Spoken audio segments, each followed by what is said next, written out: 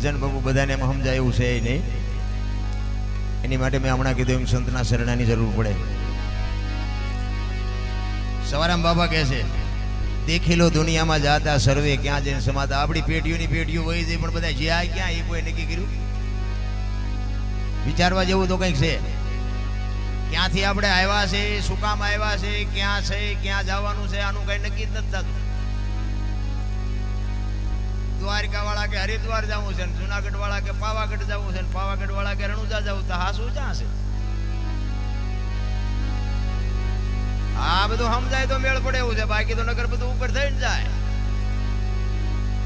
હું તમને એક વાત કરું કે ભોળાનાથ નો દીકરો ગણપતિ એવું કહે છે ને મહાપુરુષો. ભોળાનાથ નો દીકરો ગણપતિ અને ગણપતિ નું માથું કે ભોળાનાથે કાપ્યું અને હાથી નું લગાડ્યું. સંતોય કહે છે ને આપણે ફોટામાં જોઈએ છીએ, મૂર્તિમાં જોઈએ છીએ. તો હું એમ કઉ છું કે હાથી નું કાપીને લગાડ્યું એના કરતા ઓલું કાપ્યું ત્યાં જ નહીં પડ્યું હોય. હાથી નું કાપીને સોટાડી શકે તો એ કાપ્યું થી ન સોટાડી શકે. અને માણાના શરીર ઉપર હાથી નું માથું ફીટ થાય તમને કેમ લાગે? આ સદગુરુ વગર બાપુની શાન નું છે 100% સાચું. આમાં ખોટું હોય તો દુનિયા બાપુ આધુનિક યુગ છે, હાલે નહીં. છે સત્ય, પણ આ સમજવા માટે સદગુરુની જરૂર પડે. અને આની ભૂખ લાગવી જોઈએ, પીડા લાગવી જોઈએ. આપણા સકડા ગઈ ગયા એટલે નથી સમજાતું. ભજન છે ને, ભજન કઈ કહેતું હોય છે. સંતો એમ કે છે કે રામ નું નામ લ્યો તો બધા મોઢેથી બોલે છે. એટલે બોલવાનું નથી કીધું, લેવાનું કીધું છે. તો બોલવામાં લેવામાં કઈ ફેર જ નહીં હોય.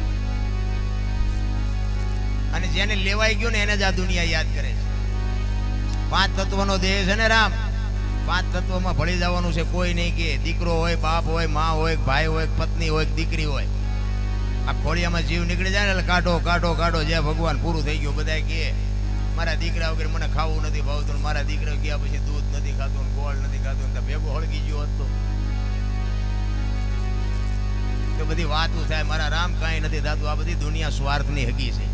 કોઈ ભેગું મર્યું એવો દાખલો નથી. પ્રેમની વાતો બધા કરે છે. પ્રેમને વાચા હોત તો જગત જોગી બની જાત, હલકીને હિમાલય જાત, પછી ભગવા પેરી ભુજરા. 8 અક્ષરનો મંત્ર છે. પ્રેમ છે ને, પ્રેમ હોય અહીંયા પરમેશ્વરને પ્રગટ થવું પડે. કોકના ઘરમાં ભડકા કરીને પ્રેમ ન કહેવાય, વેમ કહેવાય. પ્રેમ કોને કયો છો? પ્રેમમાં કાળાશ હોય, ગોબરાશ હોય, પ્રેમમાં કોકના ડાઘ હોય. જગત એને પ્રેમ કહે છે.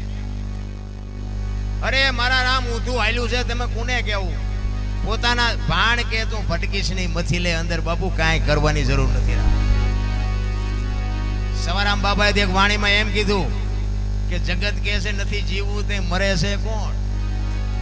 વાત એ સાચી નથી. જીવ જીવના ઠેકાણે, આત્મા આત્માના ઠેકાણે. ના દેહ પડી ગયો, દિવાળી મૂકી દીધી, આમાં મર્યું કોણ? અરે અટપટું છે આ. ભજનમાં ઉતરો ને તો ચા ની જરૂર ન પડે ને ઘડિયાળમાં ન જોવું પડે ને ચા નાસ્તાની જરૂર ન પડે. ભજનમાં બેઠા હોય તો તમારો મારો આ દેહ છે ને બાપુ, આવે તેથી 2-2.5 કિલો નો હોય ને 80-100 વર્ષ જીવે ને પછી મરી જાય ને શમશાનમાં લઈને હળગાવી નાખો અને રેખ્યા ભેળે કરીને જોકો એટલે 2-2.5 કિલો થાય. વાતમાં કાંઈ છે નહીં રામ. પણ જીવન વિચારવા જેવું છે રામ. 84 લાખ યોની છે ને એવું કહે છે બધા કે 84 લાખ યોની છે. પણ આ રૂપિયા હાટું માયા હાટું બસોડા ભરતો હોય માણા એક જ. કોઈને બાપુ કઈ જરૂર નથી. અને કીડીને કણ ને હાથીને મણ કોઈ જીવ જો ભૂખ્યો રહેતો હોય તો મને કહો, અને માણાનું ભરાતું હોય તો મને કહો. પાછા એમ કે હારે ક્યાં લઈ જવું છે ને પૈસા તો હાથનો મેલ છે ને લાવો એક પીડી તો ઉખાડી લઈ આવો ને એક જોડી. હાથનો મેલ છે નકરું. એવું હાવ નથી અત્યારે બધાને છે ને આમ દામ. પણ માલમાં નકરા ભડકા છે, રોવે છે. અલગ અલગ કલરના કપડા પહેરીને નીકળે છે, અલગ અલગ ગાડીઓ લઈને નીકળે છે.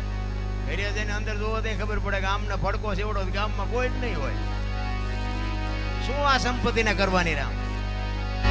એટલા માટે સવારામ કહે છે કે બાપુ ભજી લેજે. કાંઈ નક્કી નથી તમારું ને મારું ક્યારે શું થાય. એટલા માટે વાણીમાં છે ને ઉતરવાની જરૂર છે, સમજવાની. વાણી વિચાર માગે છે. એટલા માટે મહાપુરુષો તમને મને વાણીમાં શાન ખૂબ કરી છે. હવે ખાલી 2 કડી લઈ અને પછી બીજા આપણે કલાકારો રજૂ કરવા છે.